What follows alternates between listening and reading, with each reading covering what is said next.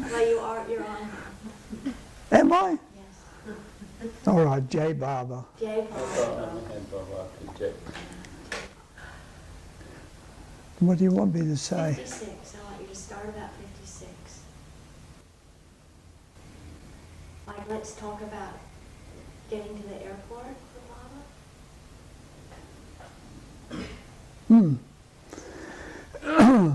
Well, of course, I think we did talk. What's that hanging down there? It's okay, sweetie. Oh, is it?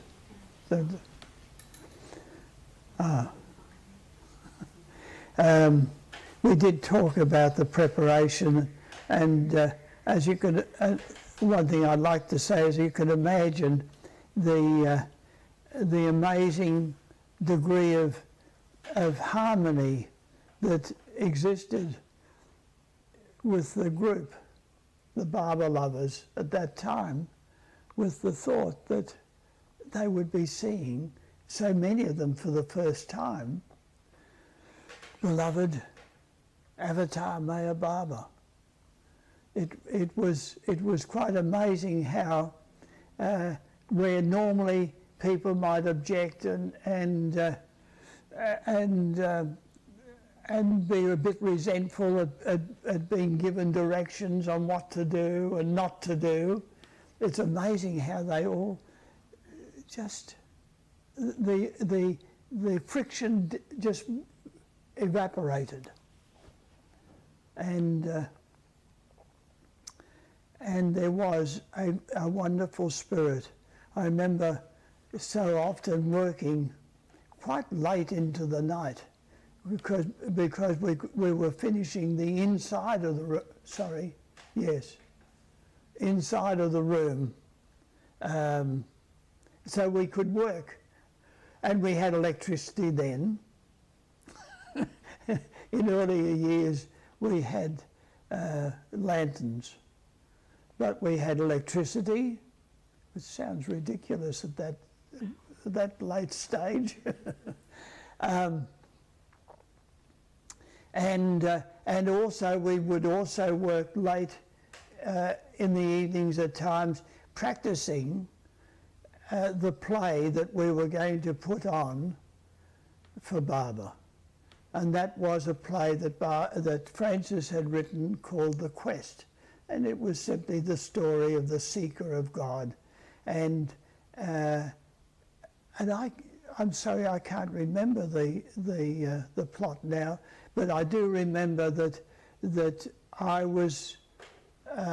played the part of a young man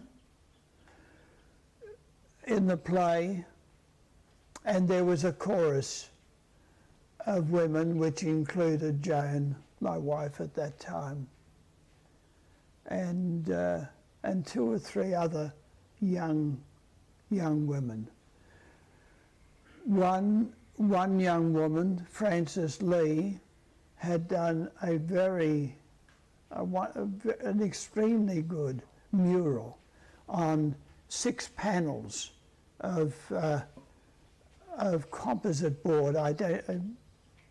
Masonite, probably it could have been masonite, but 6 panels which we then put together as a single mural on one of the walls. It was a mural behind Baba's bed. Baba's bed was in the corner of the room, as I've described this room before. Yes, but was it the wall where Baba's chair is now? Yes, yes, yes. It was on the wall. Not good enough? No. I hope you have my best angle, do you? Don't elite that.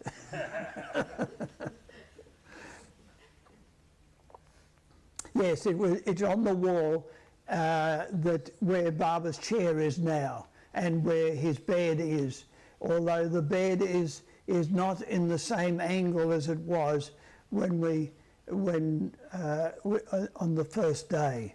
After the first day, because of noise in that corner. We'll get to that story later, but let's continue. All right. Thank you. So 1956, you went to... Yes, right. So No, this is at Mayor House. this is my house. Sydney. Oh, in Sydney. Yes. Good. Yeah. So I didn't get it because that's not the introduction given to... No, you don't. Oh, I'm sorry, because I've already been talking about the preparation of the 2 years. Oh, okay, okay. You follow me? Yes, it's okay. So we're finally ready, and I set off in the car that had been given to me. It was a car owned by the Baron von Frankenberg. Remember that I've spoken of him, and it had been run down. It wasn't in good condition when I got it, and I remember having to pay a great deal of money to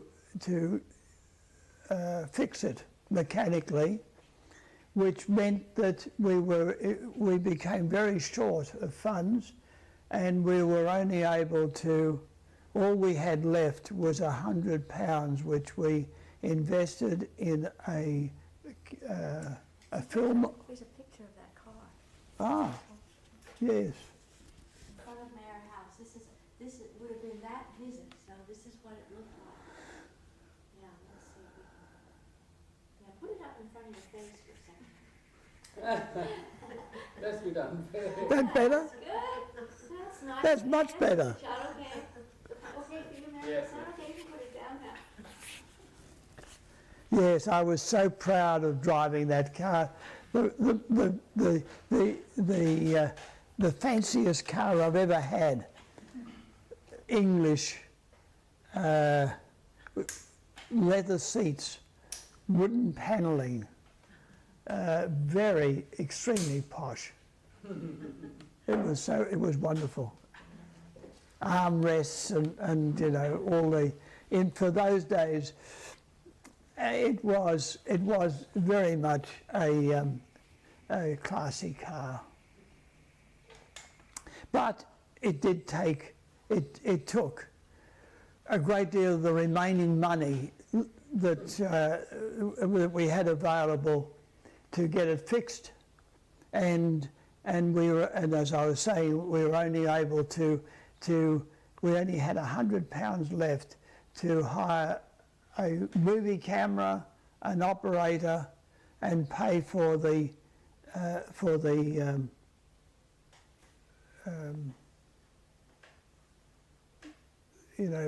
producing the film. Yeah. That's why it was short. So that's why it was so short, just 2 minutes. What a pity. But the opening shot is very nice, and one that I remember. It was so wonderful. I was with the cameraman up on the second floor of an adjoining building, and we watched the plane come in and Barbara descend down the steps and start to walk, and he looked up and he spotted me with the cameraman and waved. What time of day was it? Middle of the afternoon, Middle of the afternoon. about 3 o'clock, about 3 p.m. But it was so typical of Barbara for that visit. It was his wave and smile was very joyous, very welcoming. I remember sort of beaming myself at the very sight of him coming and walking across the tarmac, and the wonderful swinging, free, such beautiful action of his walking. Which Mundley came with him? There was Erich, of course, his right hand, Adi Senior, who was the unofficial secretary for for so much of the office work that associated with Baba, and a doctor. There was always a doctor with him. In this case, it was Nilu and Mayurji, a Parsi businessman who had been a teacher in Baba's school in the 1920s. That's how he came to meet Baba, and he became extremely devoted to him. At the same time, he was very much a businessman, right through to the end of his life. Extreme. Tell them about getting the tickets and the baggage. I mean, the typical of him was, while we were waiting for Baba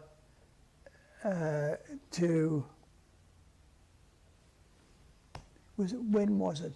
At some point in the airport, I can't remember, was it when Baba went down to Melbourne? No, I think it could have been when he returned, before returning to India. But I do remember Mayurji arguing for quite some time with one of the airline clerks, Air India clerk, saying that because of the number of tickets they had, they deserved special carry bags. But because they were only economy tickets, of course they didn't get them. And I can remember him, I was quite amazed. He was just standing there, he wasn't going to give in. That was typical of him as a businessman. He was a very wonderful person, I mean, but they all were because of their just 100% love for Baba and absolute devotion. They would cut their own throat rather than fail to obey him or disappoint him in what he wanted of them. Yeah. Yeah, so, okay. So then I descend, I go down from the second floor and get the car and drive it to the entrance of the terminal. And in due course, Baba came out, and I do remember him welcoming the little group of Baba lovers that were there. There was another, I'm sorry, I can't remember who, but John Ballantyne, who had met him in 1954, was there. Francis, of course, Francis Brabazon. He was very much there. He was the elder of the Baba tribe, you could say, in Australia. Robert's in the film, isn't he? Don't see Robert there? I don't think Robert was there, not in the beginning. Okay. He's in the film, I think. Is he? Oh, well, in that case he was. I've forgotten. But there were perhaps half a dozen of us. And to my shame now, to my possible shame, I can't recall whether did I sit down and Baba then sat in the car, or was I standing and waited till Baba sat? I think at the time I was so agitated at the thought of driving Baba that I may have not been as thoughtful as I should have been, and I may have been sitting and concerned about Baba. Was he warm enough? Because we had brought with us in the car an eiderdown, a bed cover, a padded bed cover. You know What what? time is that? What month? That was August, So it's but it was still cool. It was. It was. There were some times of sunniness, but there was also quite a cool wind, and I was a bit agitated to know whether Barbara was warm enough, and I can remember, and Barbara just looked at me, and so I subsided. Here's a picture of Baba sitting in the car. Now, just hold it up so people can see. Hold it in front of your face. It shows how happy he was, but actually, to tell the truth, that negative has been reversed because in Australia, you don't sit on that side. So Barbara, of course, is on my left. Yeah. I'm driving Yeah. on the right. Okay? Yeah, that's good. That's good, Bill. Okay. Yes. Yes. Actually, that is rather typical because I was turning with Barbara sitting there, turning to and saying, "Would you like a cover?" And Barbara, obviously Barbara indicated that he was fine, and I subsided. Okay. So then we set off, and Barbara, I'd only gone a few meters, a few yards, whichever you like. And you were looking at him. And I glanced at him, and Barbara said, "All right, Bill, you're a good driver, but keep your eyes on the road." So after that, I very religiously kept my eyes on the road, and with both hands. I mean, this was it. And you said that you're feeling that inside you're feeling that you're driving outside of the age, and is it? That comes, really that comes. I mean, yes, there was definitely a degree of tenseness, and yet at the same time, very happy. There was no question that hey, this is the highlight of my life, you know, driving God. Yeah, I mean, what else is there? Yeah. I mean, okay, in the time of Krishna, he rode in a chariot. In this time, he rode in a car. But it's the same idea. Yeah. Yeah, so that's how we drove through. Now, what was interesting with the driving, I'll talk about driving. I must have driven him over at least 2 or 3 hours, because I drove him to Beacon Hill, which is about 15 miles from the airport, through the city. So it would have taken time. I took different routes. I took 1, 2, 3 different routes to the house, because at other time I also drove him back to the airport when he went to Melbourne, the southern city, and then picked him up again, brought him back to Beacon Hill. I took him into the theatre in the city, which I'll talk about later, the picture theatre, and then back to Beacon Hill, and then again back to the airport when he left to return to India. Did you go to Melbourne along with him? No, We'll get to that. we'll come to that. That was one of the highlights for me, as it happened, one of the highlights of that visit. Although it would have been even greater if I had been able to go with him.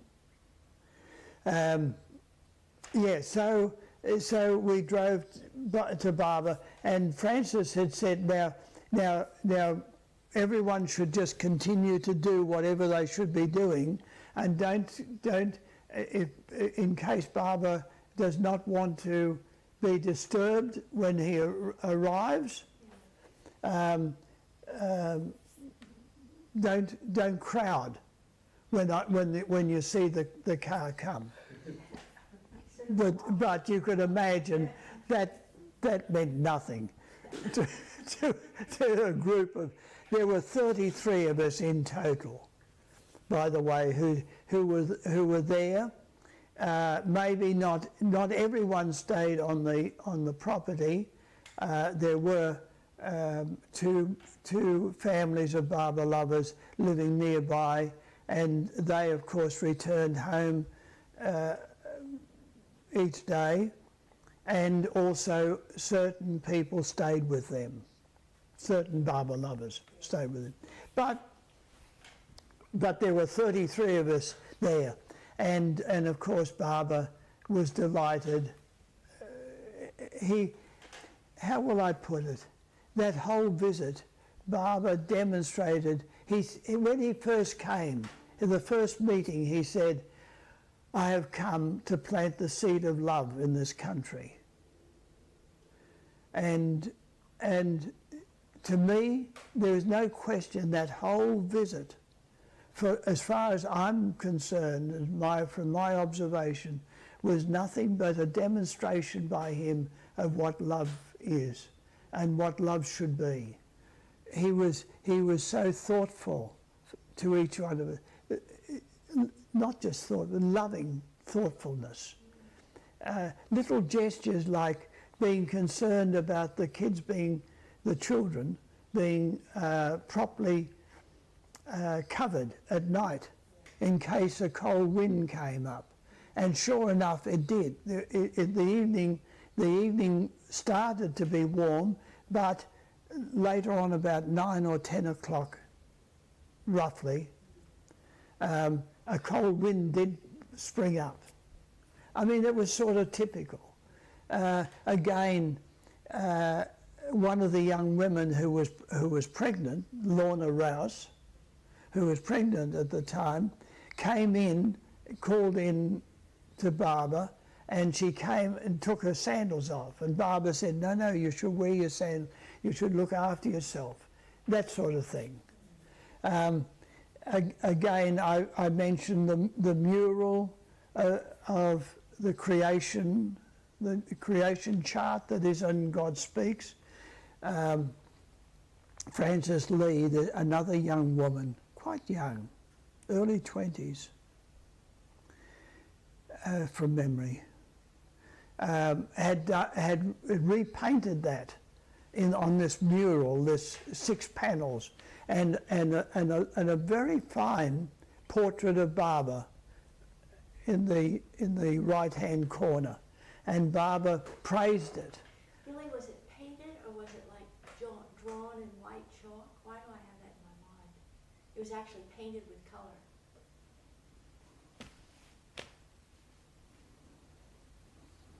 You don't remember? I'm sorry. For some reason I had it in my mind that it was like... But we can find out like because You have a picture of it? yes, there is. Good. Unfortunately, we haven't got it all. No. We Pieces. through over the years, something happened, but there is some of it, and I think it is an outline. I don't think it's painted.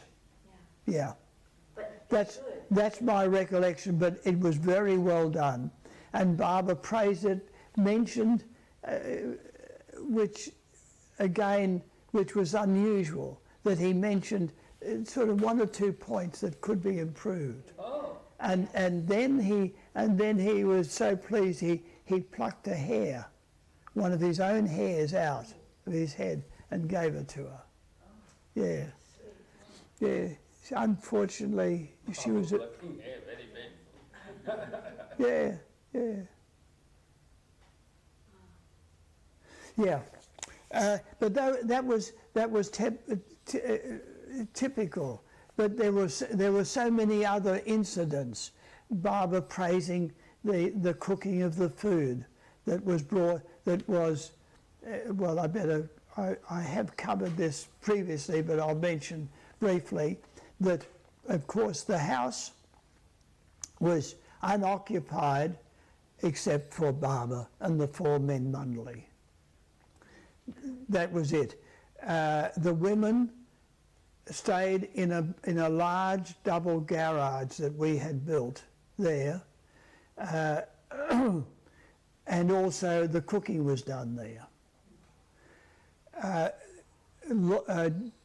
Joan and Lorna, Joan my wife, and Lorna Rouse, and the 2 girl children, that it was Marie and Jenny.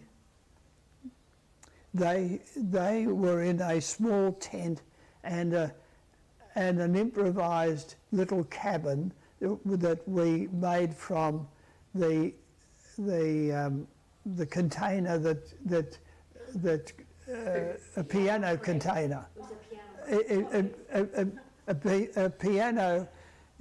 Joan's mother had sent the piano that Joan used to play, and that big container was made into a sort of a cabin, very improvised. Talk about basic. And yeah, very basic. And then further down in the bush, below the house, hidden with trees, we put 2 tents for the men.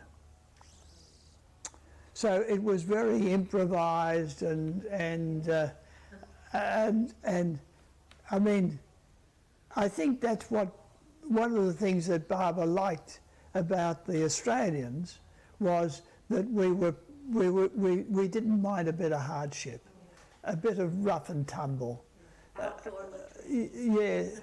Yes, I know. Yes, well, we didn't have sewerage then in the house, and we had what was referred to in India as a pan service, Yeah. which was and I was the pan man. Yeah, Show naturally, because I was the householder. Anyway, it was all right. Now, sorry, I am jumping all around the place, but going back to the trips. During those few hours that I was in the car with Barbara, the vast majority of the time was silence, and it was an extremely satisfying, happy silence.